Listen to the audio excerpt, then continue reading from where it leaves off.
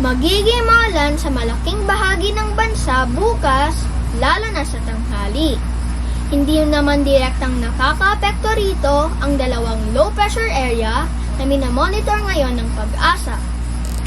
Ang low pressure area na pumasok sa Philippine Area of Responsibility kaninang umaga ay posibleng malusaw na sa susunod na 24 oras, sabi ng Pag-asa.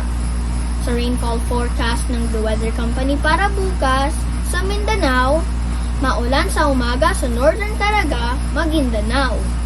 Maulan pa sa gabi sa ilang lugar, lalo na sa Caraga, Davao Region. Sa Visayas, may ulan na sa Leyte, Negros at Panay sa umaga at buong Kabisayaan ang uulanin tanghali hanggang hapon. Buong araw namang may malakas na ulan sa Northern Palawan. Maaraw at mainit naman sa malaking bahagi ng Luzon, umaga hanggang tanghali. Magpapatuloy ang mga pag-ulan sa Northern at Central Luzon hanggang sa gabi. Sa Metro Manila, posible na ang pag-ulan mula tanghali, lalo na bandang 3:00 ng hapon at sa oras ng uwian. Dahil sa mga biglaang pag-ulan, ipinapayo ng mga eksperto na laging magdala ng payong.